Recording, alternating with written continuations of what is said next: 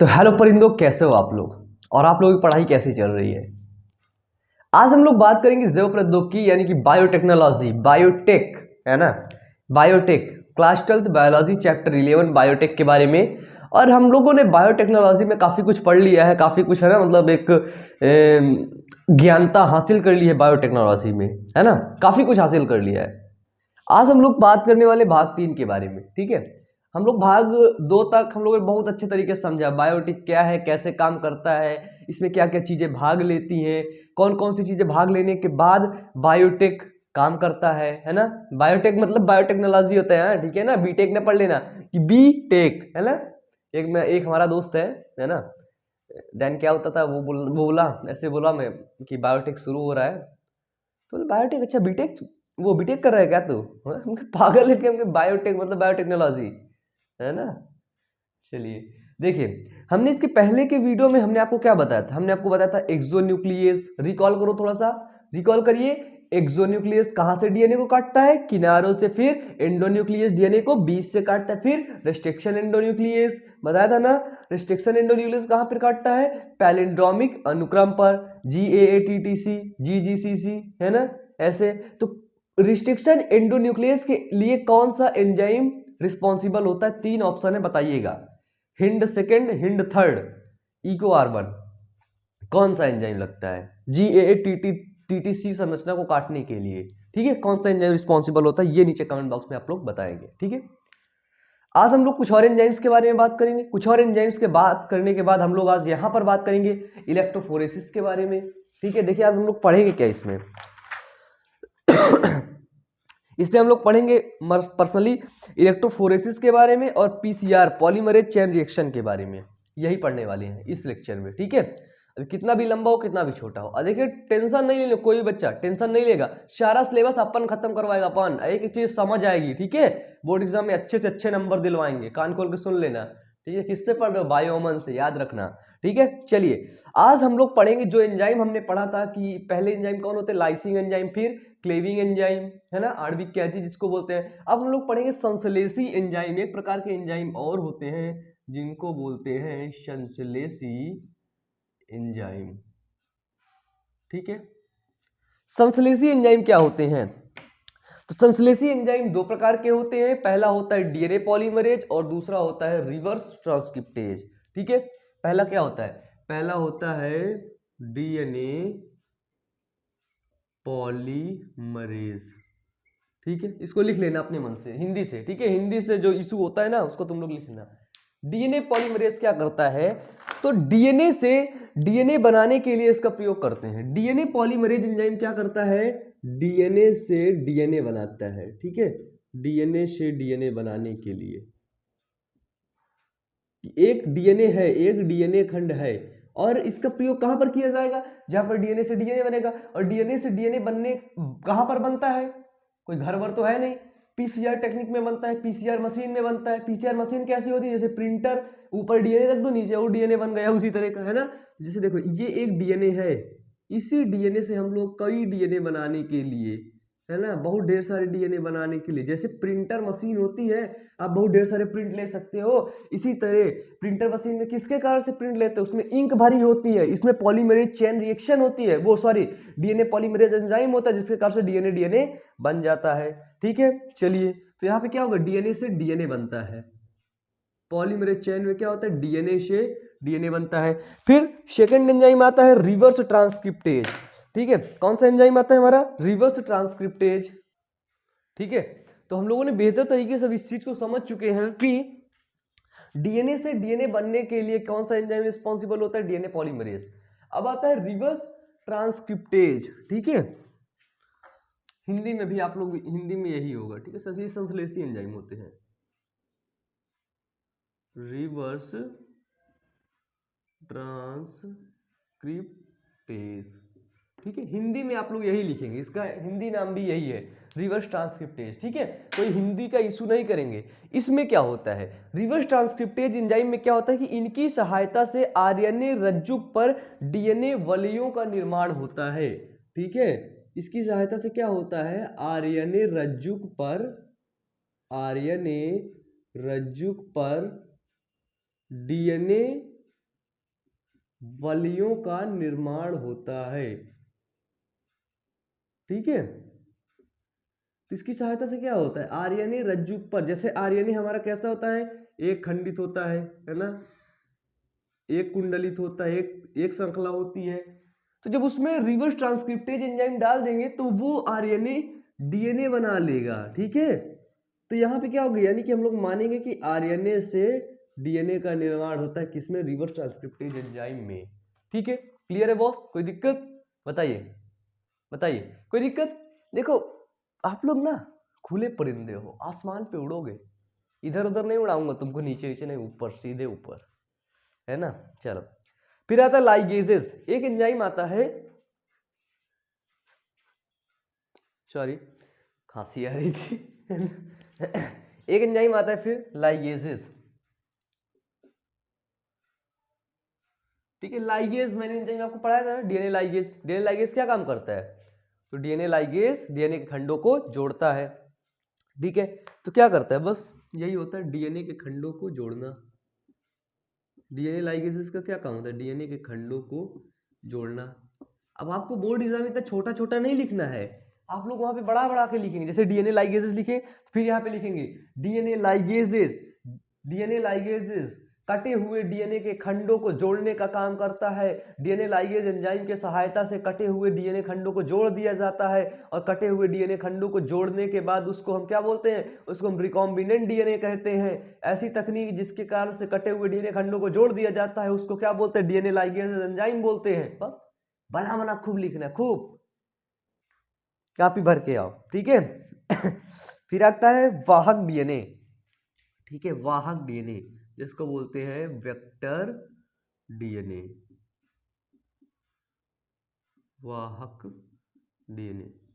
वाहक डीएनए क्या होता है, वाहक डीएनए की एक देखिए परिभाषा टाइप में आपका एनसीईआरटी क्या लिखता है कि प्लाज्मिड या बैक्टीरियोफेज के डीएनए अणु को उचित पोषक के अंदर पहुंचाने के लिए। ठीक है, वाहक डीएनए कौन कौन से होते हैं, दो ही होते हैं, प्लाज्मिड और बैक्टीरियो, प्लाज्मिड और बैक्टीरियोफेज। ठीक है, वाहक डीएनए क्या होते हैं, वाहक डीएनए होते हैं प्लाज्मिड और बैक्टीरियोफेज। ठीक है, तो देखिए प्लाज्मिड और बैक्टीरियोफेज के डीएनए अणु को उचित पोषक के अंदर पहुंचाने के लिए पुनर्योगज डीएनए को उपयोग में लाया जाता है, और इसी को हम लोग वाहक डीएनए कहते हैं। इसमें क्या किया जाता है, इसमें हम लोग पुनर्योगज डीएनए का प्रयोग करते हैं कि नहीं, बताइए। वाहक डीएनए जैसे प्लाज्मिड है, ये देखिए ऐसा, फिर कोई अलग डीएनए जोड़ के इसको क्या बनाते हैं, रिकॉम्बिनेंट डीएनए बनाते हैं। ठीक है, क्या बनाते हैं, रिकॉम्बिनेंट डीएनए बनाते हैं। और यही आपका जो रिकॉम्बिनेंट डीएनए होता है, वाहक डीएनए होता है, ये क्या करता है, ये दूसरे उसके अंदर जाता है और अपने लक्षण को प्रदर्शित करता है। ठीक है, तो यही वाहक डीएनए का एक परिभाषा है, आप लोग इसको लिख लीजिएगा। ठीक है, इसको बना बना के खूब छापिएगा बोर्ड एग्जाम में। ठीक है, लिखेंगे कि बैक्टीरिया या प्लाज्मिड या बैक्टीरियोफेज के डीएनए अणु को उचित पोषक के अंदर पहुंचाने के लिए पुनर्योगज डीएनए को उपयोग में लाया जाता है। इसी कारण से इसे वाहक डीएनए कहते हैं। ठीक है, पुनर्योगज डीएनए लाया गया, इसी कारण से इसको क्या बोला गया, इसको हम लोग वाहक डीएनए बोलते हैं। ठीक है, वाहक डीएनए। सभी का डीएनए थोड़ी नहीं आप वो कर सकते हैं, लेकर लेकर के उपयोग में ला सकते हैं। किसी का डीएनए बर्दाश्त कर पाता है टेम्परेचर को, जब पीसीआर चेन रिएक्शन होती है तो वहां पे काफी ज्यादा टेम्परेचर दिया जाता है। अब हम लोगों को, अपन लोगों का डीएनए ले जाए तो पता लगे वो जल ही जाए वहां पे, है कुत्ता बिल्ली का डीएनए ले जाए वो जल ही जाए। इसलिए कुछ स्पेसिफिक लोग हैं, और ये दो हैं, प्लाज्मिड और बैक्टीरियोफेज, सिर्फ इन्हीं का डीएनए पर रिसर्च होती है ना। अब देखिए आता है पुनर्योगज डीएनए तकनीक की क्रियाविधि। बताइए, मैंने आपको बताया था ना पुनर्योगज डीएनए तकनीक की क्रियाविधि, इस नाम से नहीं बताया था, मैंने आपको ये बताया था कि जो इंसुलिन प्रोड्यूस करने वाला एंजाइम होता है ना, उस सेल निकालेंगे, फिर उसको मिलाएंगे, रिकॉम्बिनेंट डीएनए बनाएंगे, लाइगेज से जोड़ देंगे, फिर उसको कहाँ पे भेजेंगे, वो ढेर सारी बैक्टीरिया की सेल में ग्रोथ कराएंगे, फिर वहां से इंसुलिन प्रोड्यूस होगा, फिर इंसुलिन को क्या करेंगे, मार्केट में ले जा करके बेचेंगे। तो इस तकनीक को बोलते हैं पुनर्योगज डीएनए तकनीकी। ठीक है, पुनर्योगज डीएनए तकनीकी। तकनीक की क्रियाविधि। अब इसको आप लोग बनाइएगा, आप लोग आराम से लिखिएगा। 4 चीजें मैं इसकी बता देता हूं। पहले में क्या होता है, सबसे पहले हम करते हैं वांछित जीन युक्त डीएनए की पहचान। ठीक है, सबसे पहली तकनीक में क्या करते हैं, वांछित जीन युक्त की वांछित जीन युक्त की पहचान। वांछित का मतलब क्या होता है, अच्छे जीन की सबसे पहले हम लोग पहचान करते हैं। ठीक है, हमने पहचान लिया, फिर क्या करते हैं, वाहक डीएनए अणु का चयन करते हैं। क्या करते हैं, वाहक डीएनए अणु का चयन, कौन सा वो जीन लेकर के जाएगा। जैसे यहाँ पे क्या हो गया, प्लाज्मिड और बैक्टीरियोफेज हो गया। ठीक है, इसके बाद क्या करते हैं, पुनर्योगज डीएनए अणु का निर्माण। ठीक है, पुनर्योगज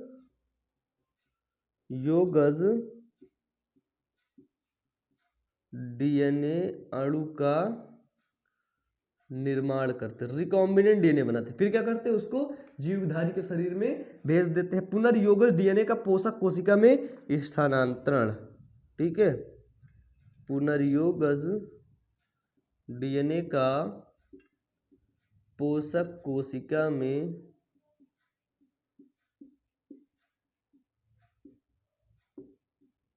स्थानांतरण। ये 4 चीजें ना बहुत इंपॉर्टेंट है।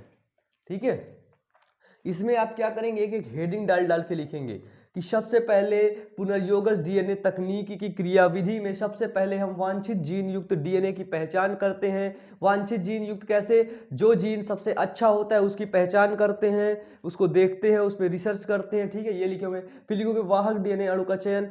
फिर वांछित जीन युक्त के लक्षण को ले जाने के लिए हम प्लाज्मिड या बैक्टीरियोफेज से या और अन्य किसी है ना साधन से हम वाहक डीएनए का चयन करते हैं जो कि उन जीन को ले जाएगा। फिर 3 नंबर लिखेंगे पुनर्योगज डीएनए अणु का निर्माण। फिर वाहक डीएनए और वांछित जीन युक्त डीएनए को आपस में मिलाते हैं, जो ऐसा एंजाइम उसको जोड़ता है उसको बोलते हैं डीएनए लाइगेजेस, और डीएनए लाइगेजेस के मिलाने से जोड़ने से वो बनता है पुनर्योगज डीएनए, जिसको हम लोग रिकॉम्बिनेंट डीएनए बोलते हैं। और इस तकनीक को पुनर्योगज डीएनए तकनीकी भी बोलते हैं। ये लिखेंगे, सब हाईलाइट करते जाना बोर्ड एग्जाम में। ठीक है, इसके बाद आता है पुनर्योगज डीएनए का पोषक कोशिका में स्थानांतरण। फिर हम इस रिकॉम्बिनेंट डीएनए को एक पोषक कोशिका में स्थानांतरित कर देते हैं, वहां से भारी मात्रा में उत्पाद को बनाते हैं, फिर उस उत्पाद को ले जाकर के मार्केट में बेच देते हैं। ठीक है, ये हुआ पुनर्योगज डीएनए तकनीक के साधन। और आपको बता दें, जो प्रौद्योगिकी है ना, जो प्रौद्योगिकी में सिर्फ 3 चीजों का ही बहुत बड़ा रोल है, एंजाइम, वाहक डीएनए और क्लोनिंग संवाहक। ठीक है, चलिए तो इसको आई होप आप लोग लिख लीजिए अपनी कॉपी में। ठीक है, नोट्स में आप लोग लिख लीजिए। अब हम लोग चलते हैं, बढ़ते इसके आगे। ठीक है बच्चे, मिटा दें यहाँ पे। अब चलिए, अब हम मिटाने जा रहे हैं। ठीक है, नोट्स बनाते चलना। ठीक है, और आप लोगों को बता दें, यदि बात करनी है ना तो कम्युनिटी पे, चैनल की कम्युनिटी होती है, वहां पर एक वीडियो है, वहां पर आप लोग जाइएगा, एक आपको मिलेगा फोन नंबर मिलेगा। ठीक है, बायोमन ऑफिशियल फोन नंबर, तो वहां से आप लोग ले लीजिएगा नंबर और वहीं से कॉल करके आप लोग कोई बात कर सकते हैं। और बता दें, बायोमन मोटिवेशन वाले चैनल को ना सपोर्ट करेंगे सभी बच्चे। फिर आता है डीएनए खंड का पृथक्करण एवं विलगन।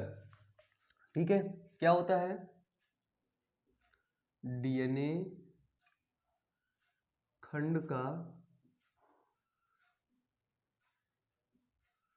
पृथक्करण एवं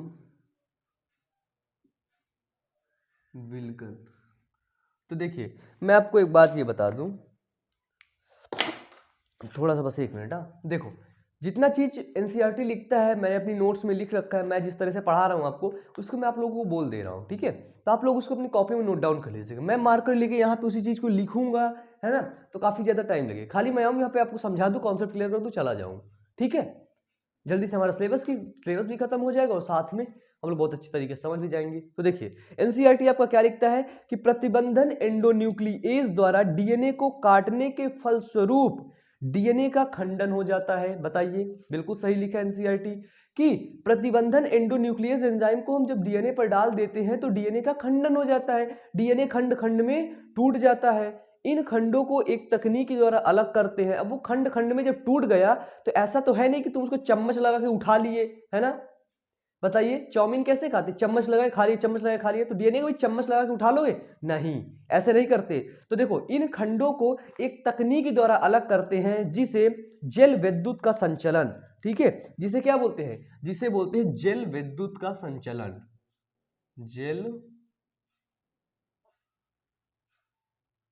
जल विद्युत का संचलन, या फिर बोलते हैं इलेक्ट्रोफोरेसिस, ठीक है, या फिर क्या बोलते हैं, इलेक्ट्रोफोरेसिस।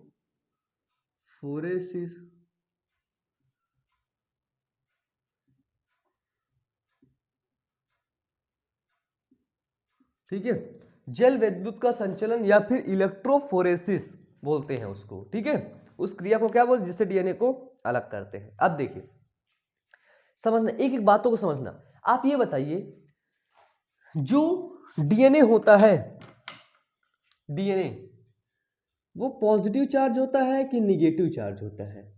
जब मैंने आपको वंशागति का आणविक आधार पढ़ाया था तो वहां पर मैं आपको बहुत अच्छे तरीके से बताया था कि जो डीएनए होता है वो कौन सा चार्ज होता है, बिल्कुल सही बोल रहे हो, डीएनए निगेटिव चार्ज होता है। कौन सा चार्ज होता है, डीएनए होता है निगेटिव चार्ज। अब देखना ये जो इलेक्ट्रोफोरेसिस है ना, क्या है बच्चे, electrophoresis.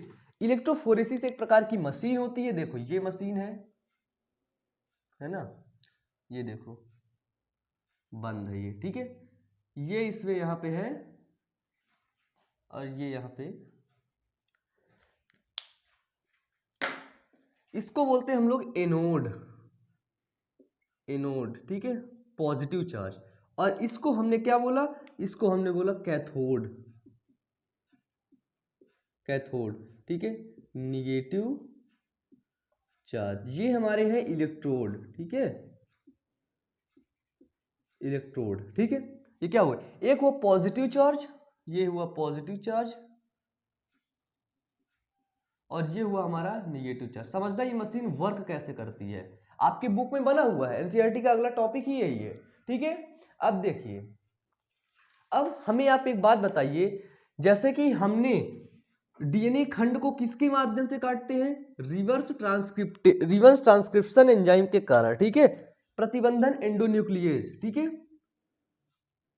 Reverse transcription enzyme, enzyme का अर्थ जब हम छोटे छोटे डीएनए खंडों को काट लेते हैं तो वहां पे क्या होते हैं, कुछ डीएनए खंड छोटे होते हैं और कुछ डीएनए खंड बड़े होते हैं। बिल्कुल सही बात, एक बराबर से थोड़ी ना काट देगा कि एक बराबर से चाकू है एक बराबर से मारता चला गया, नहीं, जहां जहां पे उसको मिलता गया जीन युक्त डीएनए वहां पे काटता गया। तो यहाँ पे क्या होता है, जो छोटा डीएनए होगा, डीएनए चार्ज निगेटिव है, किसकी तरफ अट्रैक्ट करेगा, पॉजिटिव की तरफ। तो जो छोटा डीएनए खंड होगा वो जल्दी से आकर के पॉजिटिव की तरफ, ये देखिए लग गया, ये देखिए, फिर छोटा डीएनए पहले लग जाएगा, बताइए छोटा डीएनए ज्यादा आवेश लेगा कि नहीं, ये देखिए छोटा डीएनए, फिर उसके बाद इससे थोड़ा सा बड़ा डीएनए और लगेगा जिसको आने में थोड़ा टाइम लगेगा, है ना।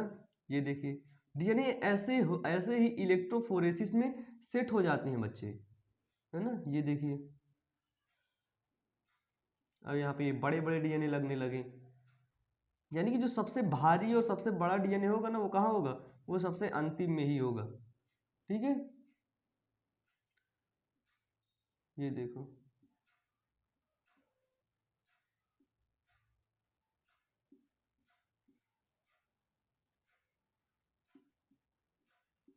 ये डीएनए खंड है ना, अब इनमें बीच में वो कर दें, समझ आए, ये जुड़ जाता है तभी डीएनए लगता भी है, ऐसे डीएनए लगता भी नहीं है ना, कि ऐसे डीएनए लगने लगे, नहीं, बिल्कुल नहीं।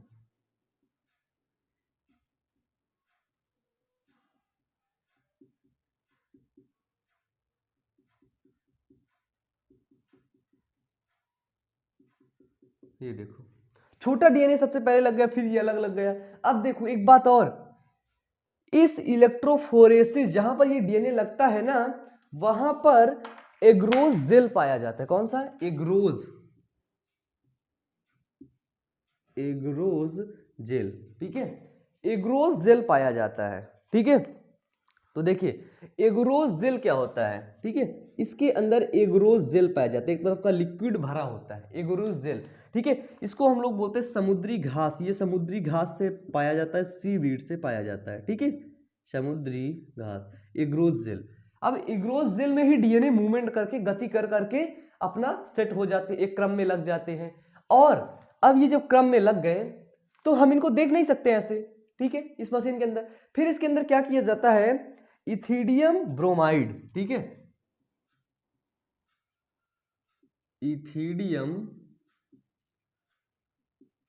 इथिडियम ब्रोमाइड की एक लेयर इसके ऊपर चढ़ा दी जाती है, एक हल्की पतली पन्नी इथिडियम ब्रोमाइड की एक चढ़ा दी जाती है, ठीक है। हिंदी से भी यही लिखेंगे। इथिडियम ब्रोमाइड की रेज चढ़ाने के बाद इसके ऊपर UV rays, ultra violet rays दिया जाता है, ठीक है, अल्ट्रा वायलेट रेज। और जब इसके ऊपर अल्ट्रा वायलेट रेज दिया जाता है तो ये जो डीएनए खंड होते हैं ना, ये जो डीएनए खंड होते हैं ना, ये आपके नारंगी रंग के चमक उठते हैं। और जब चमक जाते तो हम पहचान लेते, फिर उनको छान के अलग कर लेते हैं, है ना, छन्नी से।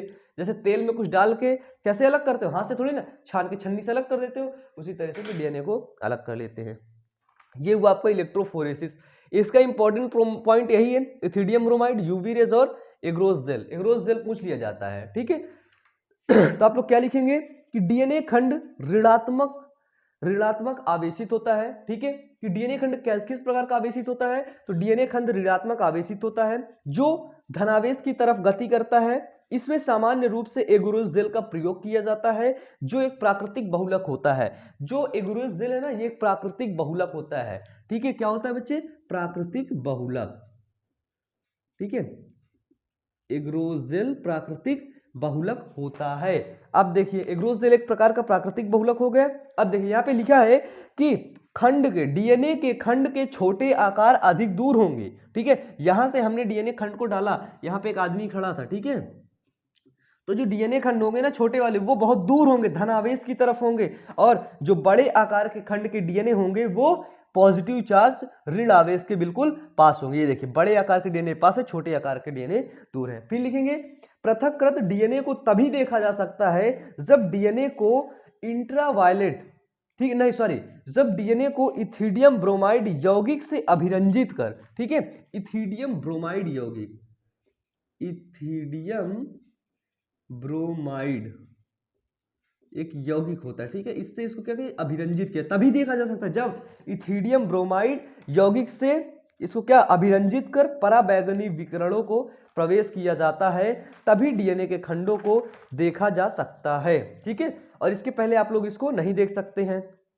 फिर लिखेंगे जब इसमें हम इथिडियम ब्रोमाइड और यूवी रेज, अल्ट्रावायलेट रेज जब हम इसमें प्रवाहित कर देते हैं, देखिए इथिडियम ब्रोमाइड हमने डाला, फिर हमने यूवी रेज डाल दिया, तो क्या होता है, तो डीएनए की चमकीली नारंगी रंग की पट्टी दिखाई देती है। जहां जहां पर डीएनए होता है वहां पर चमकीली आपको नारंगी रंग की पट्टी दिखाई देती है। डीएनए को पृथक्कृत पट्टियों को एगुरोस जेल से काटकर निकाल लेते हैं, ठीक है। डीएनए क्या करते हैं, इन छोटे छोटे पट्टियों को एगुरोस जेल से निकाल लेते हैं, ठीक है, और जेल के टुकड़ों से निष्कर्षित कर लेते हैं, यानी कि एगरोस जेल से हम लोग डीएनए के खंडों को निष्कर्षित कर लेते हैं, ठीक है। निकालेंगे ना छन्नी लगा के, तेल से जैसे कोई सामान निकालते हैं छन्नी लगा के, है ना, तो इधर भी हम एगरोस जेल से डीएनए के खंडों को अलग कर लेते हैं, ये लिखेंगे। और लिखेंगे आगे, अलग कर निष्कर्षित कर लेते हैं। इस प्रक्रिया को इल्यूशन कहते हैं, ठीक है, इस प्रक्रिया को क्या बोलते हैं, इल्यूशन, इल्यूशन, ठीक है, इस प्रक्रिया को इल्यूशन बोलते हैं, इंग्लिश बोलेंगे झालन, झालन बोलते हैं, ठीक है। क्या, किसको हम लोग झालन बोलेंगे, तो लिखेंगे आप लोग डीएनए को पृथक्कृत पट्टियों को, इन पट्टियों को एगुरोस जेल से काट कर अलग करना, एगुरोस जेल से इसको निकालने की प्रक्रिया को ही इल्यूशन बोलते हैं। या फिर लिखेंगे और जेल के टुकड़ों को निष्कर्षित कर लिया जाता है, ठीक है, तो इस क्रिया को हम लोग इल्यूशन बोलते हैं। यानी कि समझ लो बेसिकली इनको हटाना, एगुरोस जेल से इनको हटाना ही इल्यूशन बोला जाता है, ठीक है। फिर लिखेंगे नीचे, इस तरह से शुद्ध किए गए डीएनए को क्लोनिंग संवाहक से जोड़कर पुनर्योगज डीएनए बनाने में उपयोग किया जाता है। अब यहां से ये डीएनए बन गए, समझो ये देखो ऐसा डीएनए बना, ठीक है, ये देखो। अब हम लोग क्या करेंगे, इस डीएनए को एक प्लाज्मिड से जोड़ देंगे, ये देखिए जोड़ दिया, ये जोड़ दिया, ये जोड़ दिया। अब ये डीएनए क्या बना, ये डीएनए बना रिकॉम्बिनेंट डीएनए, पुनर्योगज डीएनए बन गया, ये बन गया डीएनए। ठीक है, तो हम इसको जोड़ करके क्या करते हैं, क्लोनिंग संवाहक से जोड़ देते हैं और पुनर्योगज डीएनए के निर्माण करते हैं, उपयोग करते हैं। ठीक है, चलिए तो आप लोग इसको लिख लीजिए। अब हम लोग चलते हैं पीसीआर चेन रिएक्शन की तरफ। ठीक है, चलिए इसका स्क्रीनशॉट लीजिए, इसको अपने कॉपी में नोट डाउन कर लीजिए। तो चलेंगे, अब हम लोग देखेंगे पीसीआर। ठीक है, PCR technique, polymerase chain reaction. अभी तक आप लोगों ने देखा है कि जो कोरोना वायरस होता है ना, कोरोना वायरस में काफी जांचें हुई है पीसीआर की, है ना, पॉलीमरेज चेन रिएक्शन, यानी कि उस डीएनए के अंदर जाकर के देखा जाता है कि कहीं इसके अंदर जो corona virus, novel corona virus का जीन तो नहीं है ना, संक्रमण तो नहीं है। तो देखिए पीसीआर टेक्निक में क्या किया जाता है, पीसीआर टेक्निक यानी कि पीसीआर एक प्रकार की तकनीकी है जिससे क्या किया जाता है, जिससे डीएनए को बनाया जाता है, नए डीएनए को बनाया जाता है। ठीक है, पीसीआर क्या है, पीसीआर एक प्रकार की यह एक मशीन है। ठीक है, यह एक मशीन है। ठीक है, पीसीआर क्या होती है, पीसीआर एक मशीन है जिससे एक डीएनए से बहुत सारे डीएनए बनाए जाते हैं। जिससे क्या किया जाता है, जिससे एक डीएनए से, जिससे एक डीएनए से बहुत सारे डीएनए बनाए जाते हैं। ठीक है, देखो मैं आपको बता दूं कि जो इलेक्ट्रोफोरेसिस के बाद है ना, वो है संवाहक जीन, है ना, क्लोनिंग संवाहक का। ठीक है, तो हम लोग इलेक्ट्रोफोरेसिस पढ़े, ये एक लैब प्रोसेस है, पीसीआर भी एक लैब प्रोसेस है। तो लैब प्रोसेस को हम लोग अभी पढ़ लेते हैं। ठीक है, और फिर जो थ्योरेटिकल पॉइंट है उसको हम लोग आगे पढ़ लेंगे। ठीक है, तो जो छूटा है अभी क्लोनिंग संवाहक, उसको हम लोग आगे पढ़ेंगे। ठीक है, पहले हम लोग लैब प्रोसेस को अच्छे तरीके से हम लोग समझ लेते हैं। ठीक है, देखिए जो पीसीआर है ना, पॉलीमरेज चेन रिएक्शन, इसकी खोज किसने किया था। अब हमको तो पता चल गया कि पीसीआर से एक डीएनए से बहुत ढेर सारे डीएनए बनते हैं। इसकी खोज 1985 ईस्वी में कैरी मुलिस ने किया था। किसने, 1985 में कैरी मुलिस ने। ठीक है, 1985 में कैरी मुलिस ने पीसीआर की खोज किया था। और इस तकनीक से हम क्या करते हैं, एक डीएनए से बहुत ढेर सारे डीएनए को बना लेते हैं। ठीक है, सपोज दैट हमारे पास कोई एक डीएनए है और इस डीएनए से हम मेनी टाइप्स ऑफ डीएनए बना सकते हैं, मेनी डीएनए, बहुत ढेर सारे डीएनए को बना सकते हैं। जैसे ये बताओ, फोटोकॉपी मशीन होती है, फोटोकॉपी मशीन का क्या काम होता है, प्रिंटर, सभी लोगों ने देखा है। पीसीआर मशीन तो किसी ने नहीं देखा होगा, बहुत कम लोगों ने देखा होगा, है ना लेकिन फोटोकॉपी मशीन सभी ने देखा है। फोटोकॉपी मशीन का क्या काम होता है बताइए, फोटोकॉपी मशीन का बच्चे यही काम होता है कि फोटो को बनाना, एक फोटो है उसके कई प्रिंट आउट निकाल देना, है ना। तो देखिए बिल्कुल सेम टू सेम, बिल्कुल हूबहू फोटोकॉपी मशीन की तरह दिखता है पीसीआर मशीन। ठीक है, ये देखिए है हमारा पीसीआर मशीन। ठीक है, ये देखिए जस्ट बिकॉज ऐसे ही दिखता है पीसीआर। अब देखिए, ये देखिए, मतलब बिल्कुल भाई साहब ये फोटोकॉपी मशीन ही है ना। बिल्कुल समझो बच्चे, समझ लो, है ना, कि इसको आप लोग समझ लो कि ये बिल्कुल फोटोकॉपी मशीन है। फोटोकॉपी मशीन में एक पेज रखते हैं, कई ढेर सारे प्रिंट आउट निकाले, इसी तरह एक डीएनए रखते हैं, कई डीएनए बना लेते हैं। कैसे बनाते हैं ये हमें समझना है। ये एक लैब प्रोसेस है और इसको हम यहां से सही से देख नहीं सकते हैं। ठीक है, समझने का प्रयास करते हैं। देखिए सबसे पहले सपोज दैट हमने क्या किया, जो डीएनए हमने इलेक्ट्रोफोरेसिस से निकाला, पीसीआर टेक्निक का प्रयोग कब किया जाता है जैसे कोई एक प्रजाति है, उसका एक अंतिम छोटा सा डीएनए बच रहा है। अब हम लोग सोच रहे हैं कि ये डीएनए इसी प्रजाति के साथ नष्ट हो जाएगा ना। तो हम लोग क्या करें, इस डीएनए के अगर कई ढेर सारे डीएनए बना लेंगे तो हम लोग फ्यूचर में इस डीएनए पर खोज कर सकते हैं। बिल्कुल सही कह रहे हैं। तो अगर एक डीएनए नष्ट हो जाएगा, अगर कई डीएनए बना लेंगे तो फ्यूचर में हम कुछ भी कर सकते हैं। अगर एक फोटोकॉपी है, कहीं जमा हो गई तो खत्म ना। अगर कई फोटोकॉपी है तो जमा करने दो और हम करवा लेंगे, है ना। तो ये होता है। इसी तरह कि एक जो विलुप्त हो रही प्रजाति होती है या फिर ऐसी प्रजाति जो पृथ्वी पर एक ही बार पाई गई हो, उसके डीएनए को कई डीएनए को बना लेते हैं। ठीक है, ताकि हम लोग भविष्य में कुछ उस पर रिसर्च कर सकते हैं। ये 3 प्रोसेस में कंप्लीट होती है। सबसे पहले हम उस व्यक्ति का या उस चीज का हम लोग डीएनए लेते हैं। ये हम लोगों ने लिया डीएनए। ठीक है, ये डीएनए अब आपको पता है। ठीक है, फर्स्ट में आपको पता है कि डीएनए ना जुड़ा होता है, डीएनए ऐड होता है। डीएनए किससे जुड़ा होता है, न्यूक्लियोटाइड से। ठीक है, बताइए डीएनए किससे जुड़ा होता है? डीएनए जुड़ा होता है, डीएनए जुड़ा होता है न्यूक्लियोटाइड से। न्यूक्लियोटाइड में क्या होता है? फास्फेट ग्रुप होता है और नाइट्रोजनी बेस होता है और पेंटोज शुगर होता है। शुगर, नाइट्रोजनी बेस और फास्फेट ग्रुप मैंने आपको कहां पर पढ़ाया था? वंशागति का आणविक आधार में सारी चीजें पढ़ाई थी आपको। बताइए डीएनए अणु जुड़ा होता है कैसे? अपना जो होता है ना उसका क्या बोलते हैं इसको? न्यूक्लियोटाइड से जुड़ा होता है। ये हमने देखा 5 डैश है, ये क्या है 3 डैश, ये क्या है 3 डैश, ये है 5 डैश। अब देखो इस डीएनए अणु के न्यूक्लियोटाइड्स को हटाते हैं फर्स्ट स्टेज में और इसको हम लोग बोलते हैं विकृतीकरण। ठीक है, एनसीईआरटी के हिसाब से बोला जाता है विकृतीकरण। ठीक है, और इंग्लिश में बोलेंगे डीनेचुरेशन। क्या बोलेंगे? डीनेचुरेशन। ठीक है, विकृतीकरण, डीनेचुरेशन, यानी कि इस डीएनए को तापमान दे देंगे, हीट दे देंगे। और जब इस डीएनए को तापमान देंगे ना, हीट देंगे, बताओ तापमान में तो कोई भी जल जाएगा। तुमको तापमान देंगे तुम फैल जाओगे, है ना, जल जाओगे, है ना। इसलिए डीएनए को तापमान देंगे, डीएनए दोनों खंडों को अलग अलग कर देगा। ठीक है, तो इसको कितना तापमान देते ये इंपॉर्टेंट रखता है। तो फर्स्ट स्टेज में इसको 1 मिनट तक 1 मिनट तक 98 डिग्री सेल्सियस का जो टेम्परेचर होता है वो दिया जाता है इस डीएनए को। ठीक है, और ये सब चीजें कहाँ होती हैं? उस मशीन के अंदर होती हैं, फोटोकॉपी मशीन के अंदर होती हैं। ठीक है, क्या किया जाता है? 1 मिनट तक 98 डिग्री सेंटीग्रेड का सेल्सियस का तापमान दिया जाता है। अब क्या होता है? अब सेकेंड स्टेज में हमने देखा, फर्स्ट है सेकेंड स्टेज में देखा कि ये कुंडल अलग खुल गया, ये कुंडल अलग खुल गया। ये देखिए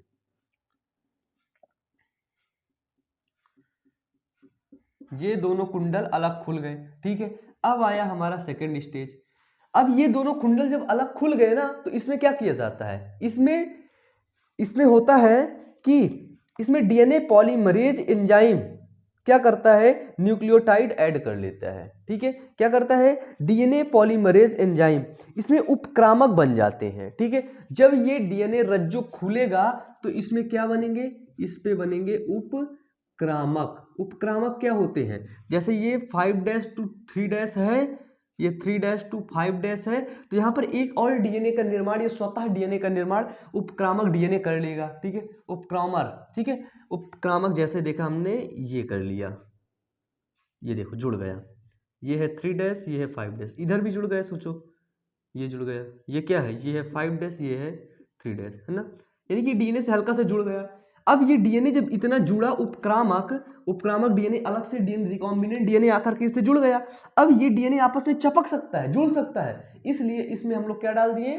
इसमें फेविक्विक पहले से ही रहती है, अगर थोड़ा तुम ठंडा किए तो आराम से जुट गया, चिपक गया। तो इसमें हमने डाल दिया फेविक्विक को मिटाने वाला, फिर और गर्म पानी डाल दिया, हमने और कुछ डाल दिया। तो यहां पर हमने डाला प्राइमर। क्या डाला? प्राइमर। इसमें हमने डाल दिया प्राइमर। क्या डाल दिया? प्राइमर। और इसको हमने फिर 45 डिग्री सेल्सियस से 60 डिग्री सेल्सियस तक इसको हमने ठंडा किया, 98 से इतना ठंडा किया। इतना ठंडा करने के बाद यहाँ पर एक होता है पॉलीमरेज एंजाइम। पॉलीमरेज एंजाइम क्या करता है? पॉलीमरेज एंजाइम न्यूक्लियोटाइड को ऐड करता है। क्या करता है? न्यूक्लियोटाइड को ऐड करता है इसी में। अब हमें पता है नाइट्रोजनी समक्षार जैसे हो गया आपका एडेनिन हो गया, एडेनिन के साथ नाइट्रोजनी बेस होगा और शुगर होगा। फिर इसी तरह हो गया हमारा ग्वानिन, ग्वानिन के साथ नाइट्रोजनी बेस और शुगर, साइटोसिन नाइट्रोजनी बेस और शुगर, फिर थाइमिन नाइट्रोजनी बेस एंड शुगर। ये सारी चीज इन लोगों के पास होगी। ठीक है, तो ये न्यूक्लियोटाइड्स है। फिर ये न्यूक्लियोटाइड्स पॉलीमरेज एंजाइम की मदद से आते हैं, यहाँ यहाँ यहाँ यहाँ यहाँ यहाँ फिट हो जाते हैं। ठीक है, अब एक एंजाइम और आता है प्राइमेज एंजाइम। ठीक है, कौन सा आता है? Primase enzyme. प्राइमेज एंजाइम का ये काम होता है कि ये डीएनए अणु और ये डीएनए रज्जु को आपस में मिलने नहीं देता है। ठीक है, तो देखिए ये एक पूरा डीएनए बन गया। ठीक है, पूरा डीएनए बन गया। जैसे इधर एडेनिन है तो इधर डबल बॉन्ड लगा के थाइमिन आकर के इससे जुड़ गया। ठीक है, वहां पे डाल दिया गया, फिर वो जो अपना ढूंढा सेलेक्ट किया, अच्छा मिला लिया, स्कैन किया, सही है, चलो जुड़ जाओ। एडेनिन है, देखा एडेनिन है, ठीक है, थाइमिन तुम आओ आओ, चलो जुड़ जा, जोड़ दिया। फिर ग्वानिन है, ए साइटोसिन कहाँ है, चल इधर इधर जोड़ दिया। ये सब करके डीएनए जोड़ दिया, फिर ये 3 डैश टू 5 डैश से डीएनए बना दिया। ये एक डीएनए अलग हो गया, ये एक डीएनए बन गया। फिर यही क्रिया इधर भी हो रही है, ये ऐसे करके इधर भी जुड़ गया, ठीक है, 5' से 3' ये बन गया दूसरा डीएनए, ठीक है। अब हम लोग देखते हैं थर्ड स्टेज में क्या होता है। थर्ड स्टेज में हमने देखा प्रसार होता है, एक्सटेंशन ऑफ प्राइमर होता है। क्या होता है? प्रसार बोलते हैं इसको, इंग्लिश में बोलेंगे एक्सटेंशन ऑफ प्राइमर। फिर इसको क्या करेंगे? गर्म करेंगे तो क्या होगा? इसको फिर इतने में ठंडा किए थे, ठीक है, फिर इसको कितने 72 डिग्री सेल्सियस पर इसको हम लोग गर्म करेंगे। और जब हम लोग इसको 70 मतलब ये लोग ये जो यहाँ पर आते हैं ना, सेकंड में आते हैं, ये खाली इस जगह खड़े बस रहते हैं, ठीक है, खाली आते हैं, इसके सामने ये चीजें लग जाती है न्यूक्लियोटाइड्स। और जब लग जाएंगे, जब हम इसको फिर एक्सटेंशन ऑफ प्राइमर करेंगे तो ये क्या होगा? ये आपस में जुड़ जाएगा। ये एक डीएनए बना लिया और ये एक डीएनए बना लिया। ये हुआ 5' 3' 3' 5' 5' 3' 3' 5', यानी कि एक डीएनए, छोटे से एक डीएनए के रज्जु से हमने 2 डीएनए बना ली थर्ड स्टेज में, ठीक है। तो देखो यहां पे हम लोग क्या लिखेंगे? आप लोग लिखेंगे कि इलेक्ट्रोफोरेसिस क्रिया द्वारा प्राप्त डीएनए खंड को या फिर जीन को पीसीआर विधि द्वारा कम समय में अधिक प्रतिकृतियां प्राप्त होती हैं। ठीक है, खांसी अभी भी आ रही मुझे, है ना। पीसीआर टेक्निक में क्या होता है? ये कम समय में डीएनए की अधिक प्रतिकृतियां प्राप्त होती हैं। पीसीआर तकनीक 3 चरणों में पूरी होती है, ठीक है। पहली चरण क्या है? पहली तकनीक है निष्क्रियकरण, या फिर बोलते हैं विकृतीकरण, या फिर बोलते हैं डीनेचुरेशन, ठीक है। विकृतीकरण, निष्क्रियकरण या फिर डीनेचुरेशन। डीनेचुरेशन में क्या किया जाता है? आप लोग लिखेंगे कि 20 से 30 न्यूक्लियोटाइड से बने संश्लेषित डीएनए को मशीन में डाला जाता है। इसमें 20 से 30 न्यूक्लियोटाइड्स होते हैं, बने संश्लेषित डीएनए को मशीन में डाला जाता है, जिसका तापमान 80 डिग्री सेल्सियस होता है, जो डीएनए खंड को अलग अलग कर देता है, ठीक है। विकृतीकरण में क्या होता है? डीएनए खंड को अलग अलग कर देता है, और संश्लेषित उपक्रामक को भी डाला जाता है। ये संश्लेषित उपक्रामक क्या हुए? ये न्यूक्लियोटाइड्स हुए। ये क्या हुए? ये हुए हमारे संश्लेषित उपक्रामक, ठीक है, संश्लेषित उपक्रामक, इनको भी डाल दिया गया। तो ये जब अलग से डीएनए बन के, तो ये सब जुड़ते रहते हैं, है ना, आपस में जुड़ के पूरा डीएनए बनाएंगे।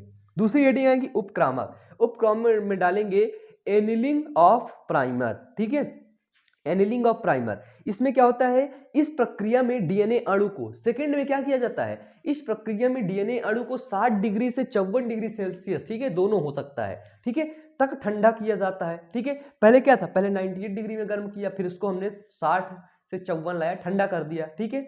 तब क्या होता है? जिसमें नया डीएनए अणु आपस में जुड़ जाता है, ठीक है।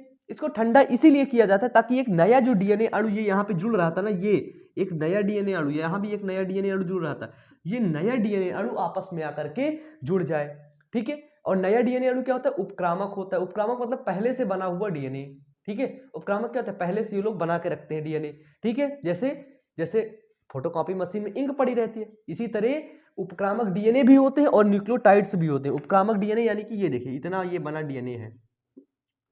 संश्लेषित उपक्रामक ये देखिए, ये जाएगा चुपचाप इनसे जुड़ जाएगा। इनसे जुड़ने के बाद पहले उपक्रामक डीएनए जुड़ेगा, फिर ये न्यूक्लियोटाइड जुड़ेंगे, ठीक है। मैंने गलत बोल दिया था, क्या संश्लेषित उपक्रामक होते हैं, उपक्रामक डीएनए पहले से ही बने रहते हैं, ठीक है। चलिए फिर होता है, फिर लिखेंगे कि जिससे नया डीएनए अणु आपस में जुड़ जाए, नया डीएनए का निर्माण कर ले, और ये अपूर्ण डीएनए होता है। ये अपूर्ण डीएनए होता है क्योंकि सेकंड स्टेज में क्या हुआ? इतना ही जोड़ा है, ठीक है।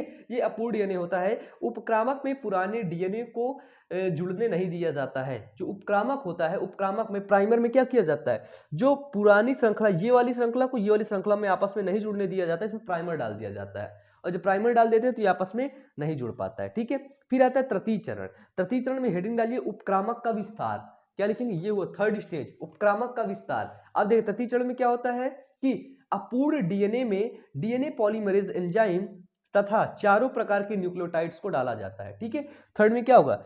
डीएनए पॉलीमरेज एंजाइम डालेंगे और 4 प्रकार के न्यूक्लियोटाइड्स को डालेंगे।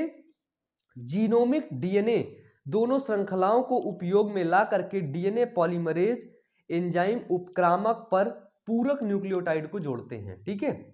यानी कि जो न्यूक्लियोटाइड सुइटेबल होता है वही न्यूक्लियोटाइड आपस में आकर के थर्ड स्टेज में जुड़ता रहता है, ठीक है। अब देखिए, जिससे एक नया डीएनए का निर्माण हो जाता है। ठीक है, थर्ड स्टेज में क्या होता है, यही सारी क्रिया होती है।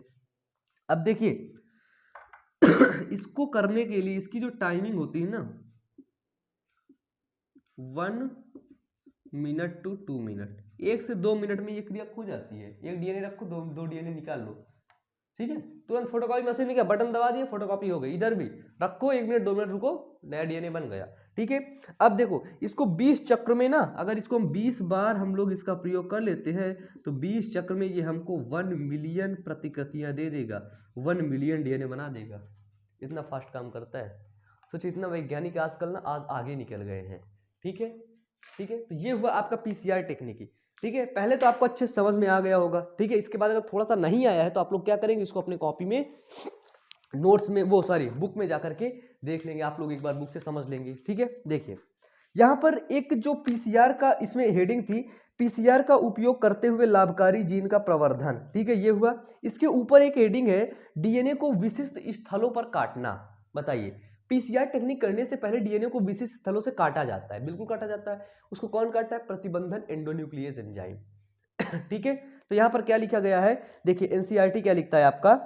ठीक है, एनसीईआरटी बुक है आपकी, देख लीजिएगा कि शोधित डीएनए अणुओं को प्रतिबंधन एंजाइम के साथ उनकी इष्टतम परिस्थितियों में रखने पर प्रतिबंधन एंजाइम द्वारा पाचन संपन्न होता है। ठीक है, उनकी परिस्थितियों पर रखने पर क्या होता है, प्रतिबंधन एंजाइम द्वारा पाचन संपन्न होता है। एगोरेज जेल विद्युत का संचलन प्रतिबंधन एंजाइम पाचन को नियंत्रित करने में काम आता है। ठीक है, रिस्ट्रिक्शन एंडोन्यूक्लियस को नियंत्रित करने के लिए, कंट्रोल करने, बस हो जा बेटा, कंट्रोल हो जा, उसको करने के लिए एगोरेज जेल का प्रयोग किया जाता है। ठीक है, फिर देखिए डीएनए एक ऋणात्मक आवेशित अणु है, बिल्कुल हमने अभी पढ़ा। फिर देखिए इस कारण से डीएनए धनात्मक इलेक्ट्रोड यानी कि एनोड की तरफ गति करता है। यह प्रक्रम संवाहक डीएनए के साथ भी दोहराया जाता है। बताइए, मैंने अभी बताया ना आपको कि जो डीएनए निगेटिव चार्ज होता है वो धन आवेश की तरफ गति करता है। चलिए फिर देखिए, डीएनए के जुड़ने में कई प्रक्रम शामिल है। डीएनए जब जुड़ता है तो कई प्रक्रम शामिल है।